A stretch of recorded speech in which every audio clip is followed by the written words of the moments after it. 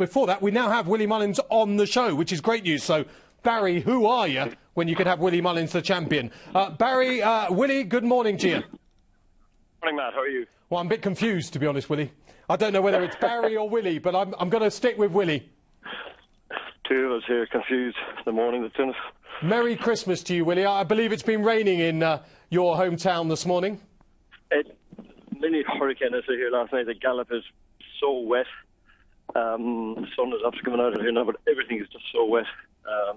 But anyhow, we're managing. Presumably that was just the hurricane blowing in from Leopardstown, wasn't it? Probably. Anyhow, it was quite wet.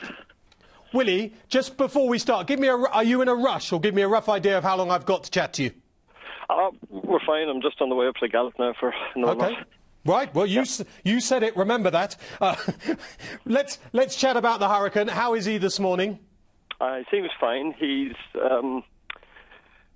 I suppose, tired. He had a race, lost a bit of weight, so... but he's fine other than that. He's eating and doing everything right.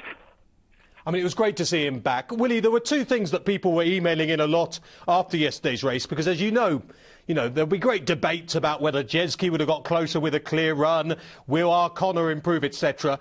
But your boy, because he's the one you'll know everything about, how much would he have to improve from that race yesterday?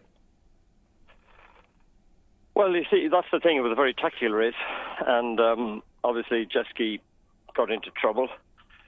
And, I don't know, our O'Connor had a very clear run, and our fella just had way more tactical speed than the two of them yesterday, and we know he stays, so I'm very happy with the position anyhow this morning. Phil Smith, the BHA handicapper, has just said that he reckons Hurricane ran to a mark of about 170 yesterday, which means he's about £5 below his best. Would that be about right with what you think you've got to work on still with him? Oh, I've easily that left to work on. Wow. Yeah, I've been saying it, this fellow is stronger than he ever was before. It's extraordinary for a horse his age, but knowing what he did, what we've been doing with him coming yesterday, I think I've plenty left. I mean, that's an extraordinary statement, William, because the horse is now rated in the sort of high 160s. The new one might enter yours. They haven't just then got to improve the £6 or £7 to reach Hurricane. You think there's even more to come? Yeah, I've been saying that all along, and I'm happy with that. And, Willie, what about the Cheltenham factor? This theory that if the champion hurdle was at Leopardstown, he'd win it till he was age 20. But at Cheltenham... Well, this is all a new theory, to me anyhow. I don't know, but that's been thrown at me the last few days. But like all the other things that have been thrown at him, that's, I think he'll, he was beaten there one year. We things didn't go right for us. But every other time he's come up, he's been fine. Willie, it's extraordinary that you could have an 18-time Grade 1 winner and everyone just doesn't immediately just say, this is one of the best hurdlers we have ever seen. Fact. Yeah, I just think that the fact that he disappointed the year he did, I think that sticks in people's memories, and they haven't sort of got over that. But he heads for the Irish champion next and then Cheltenham? Yes, that's the plan, hopefully, yeah. Willie, just in general, the Christmas period, I imagine this was... I was looking at your percentages, and they are just completely different class. Nicky Henderson knocks around about 16 and 17% wins to runs as far as championships are concerned. He's our champion trainer. You knock around 29, 30%, and you've been above 20% every year since 2006, 2007. So the stable clearly informed, but the Christmas period's been a bit testing, hasn't it? Yes, we've had our ups and downs. We've had some horses that have been very disappointing, and then Annalife's injury, of course, was a disappointment as well. But happy to say she's making a good recovery, and she should be perfect. So I'm, Champagne Fever was disappointing, and Felix Younger was disappointing. But then a few things went right as well. So I suppose it sticks out a bit more when there are so many horses coming from one yard, whereas from another yard it might be just one horse and he's disappointing and you just say, well, that's the way it is. Whereas a lot of ours start favourite anyhow, whether they should be or not is another day's work, but they do start favourite. And then when you get a lot of them together, people say it's a disappointing time. But when we look at the overall picture, we had a good Christmas. And the main, Hurricane Fly winning was the main one to me going into the Christmas anyhow. I mean, you're knocking at 29%, which just shows exactly what you'll say. Just very briefly on a couple of those you mentioned. Anna Liffey, the pelvic injury. I mean, yes, obviously she's getting better now, but I mean, could she run in the Triumph Hurdle still? Oh, no, not a hope. No, so she's out for this season completely? Yeah. Well, I would think so. I mean, unless, as far as we're concerned, there's a fracture there. And they're very hard to find the fracture. I mean, my vet tells me there's a fracture there. I haven't seen the x-rays or the scans. You can't really x-ray down there, but you can scan it, and if he said it's there, so we won't. Sometimes when they get those injuries, it could be just a very bad muscle tear and you might come back quicker, but it appears there is a small fracture there. And it's quite, it's a common enough thing. They can make complete recoveries. I mean, I think it was Al-Qasim, the first horse this year, he had one last year, the recovery he made. We see that recovery all the time. And Champagne Fever, even over hurdles, he put in just the odd little run, which made you think, oh, maybe he's not quite as good as I thought. He's in the betting for the RSA chase, Willie. I mean, I'm presuming he's an Arkle horse, isn't he? Well, he has the pedigree and for the RSA, and I'm not sure what I'm going to do with him the next time now, whether we go for the Irish version of the Arkle or whether we go for a 2.5 mile chase somewhere. See, I've got Felix Younger there who would look an Arkle horse. So we've got to... we've got a lot of thinking to do between, the next 3 weeks anyway, before their next run. I've had this theory with him, Willie, that he doesn't like being taken on. And people have just said it's nonsense in the past and nothing can take him on. But Defy Logic was one horse that just was able to get him out of a comfort zone. Is he slightly a comfort horse? I know at Cheltenham he didn't have it easy on the front end. I don't know. I disagree. I think just I didn't. Defy Logic put in a fantastic performance the other day, and maybe he's going to prove that he's going to be. Well, we all thought he was a very good horse in the beginning. Yeah. And maybe going left-handed, he is a little better than right-handed. I don't know. But the exhibition of jumping the two of them gave down the back was fantastic. We haven't seen two horses go head-to-head like that for a while. I don't know. Did we need to do that? We were getting a nice lead. Should we have taken it? Depends, but that's what you run races for, and you learn from it. You get experience. Ruby will do a lot of thinking about that. I'll do a lot of thinking about it, and we will see what we'll do the next day. And Willie, we're not sure what Champagne Fever is going to turn into, but the horse we're really not sure. He's a stare. Basically, he's a stare.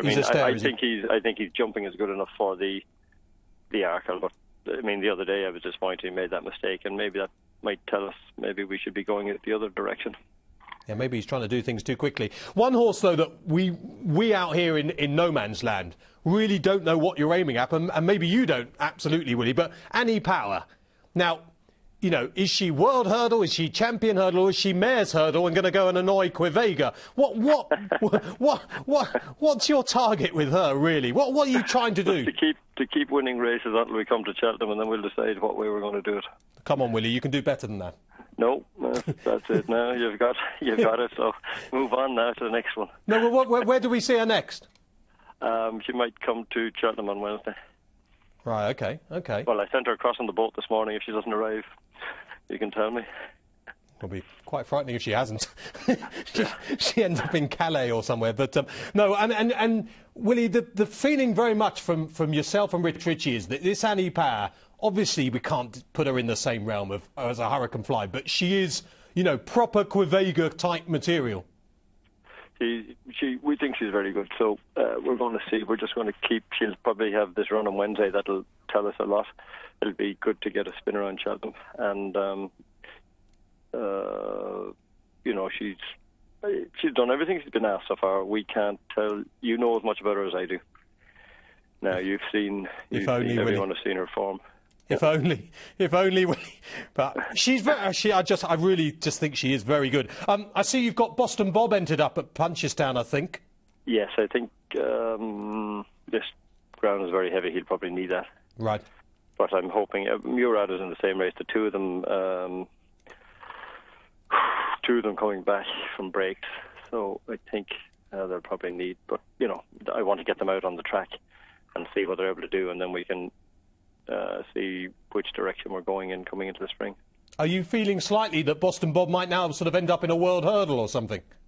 Yeah, that's a good possibility, because he might not be good enough for the other thing. So I think his owner would be happy with that. I'd be happy with it if we have one good enough to go to the world hurdle with a chance. And while everyone was celebrating Bobsworth, I was amazed that Ruby Ball didn't get any mention at all. I thought his run was a very interesting one, because I thought he jumped absolutely brilliant until the pressure cooker just over the last three. I didn't think he was quite as good as the early fences, Willie, but this could be a real proper horse. Test of stamina. He probably needs more test of stamina, but that was very soft ground. So just 1 second there now. Yep. Where's Dick? Just sort out these, will you? Yeah. And just this other lot here, just looking at them, and get Dick, my head man, to sort them out. That's all right. Annie Powers over the hurdle, okay? No, she's not here. No, I told you. I hope she's... Oh, she's on the boat, isn't she? I hope she's on the boat. Yeah, she definitely won. But, Ruby Ball, I mean, presumably he's being aimed at the Gold Cup, isn't he? Well, that's a possibility. Like, he's won, Grade 1 race in France over... he'd certainly get an entry in it. The Irish Hennessy would be somewhere to run. But he looks like he is well capable of taking up entries in any of those Grade 1 staying chases. Yeah, I love him. Just out of interest, I can't find a rating for him, Willie, but could he even get an entry for the Grand National? Yes, he would. Would he? Right. I possibly should have had a rating for him before he ran the other day, but, I mean, he was sent over here to win big races, so... and you can't... Sometimes, you can mind horses for the Grand National, but that wasn't the objective with this fella coming over here. It was just to see how he could do in Ireland or England. But I think, he got a low rating over hurdles, and I think he mightn't have been rated that high over fences. I might have missed a beat there with him, but I'm happy if he's good enough to go on and be a good horse here. I think he is. And Sir Deschamps finished fourth, but effectively first time out. How much would he come on for that race? I was very pleased with him. I'm hoping he'll come on a lot. He has to get back up to last year's form. Bobsworth has beaten him every way now. He's going to be hard to peg back again in Cheltenham. But, there's a lot of water to go under the bridge between now and then, and who knows what's going to happen. And finally, Willie, Briar Hill, he obviously had to sort of walk round in Grade 1 company the other day, but just how good is he? Is he real top-notcher? He is, yeah. Right. I mean, you saw that last year in Cheltenham, and nothing's got near him over here in his couple of runs so far. He looks, if I can get a bit more improvement out of him, maybe he won't improve any more, but if he does, he looks a really good horse. And just for sentiment's sake, Quevega is absolutely flying at home. She's in great order now. We got her in probably a week earlier, and I just started doing a bit more work than I'd normally do with her, because I think a lot of our horses have come in so big and so strong this year, and I probably just want to get stuck into her a bit quicker this year. Especially, when they get a bit older, you need to do that, I think, as well. Well, Willie, we could speak to you all day. You're very lucky that we have to go to a break now. So you are effectively saved by adverts. It's amazing. You'd never think adverts would save you, but on this occasion they have. Yes, I might get a bit of work done myself here. Willie, you're a great man to spend so much time with us. Thanks very much for your help, and let's hope Annie Powers safe on that boat. Thanks for joining us, Willie. Cheers, Matt. Happy New Year. Merry Christmas to Willie Mullins and a very, very happy New Year to him. Some of the latest on the Willie Mullins horses. Ruby Ball in the Grand National. That's one that I'll be taking a close look at nearer the time. After this break, we're going to have a look back at one of the great staying handicap chases, the Coral Welsh Grand National.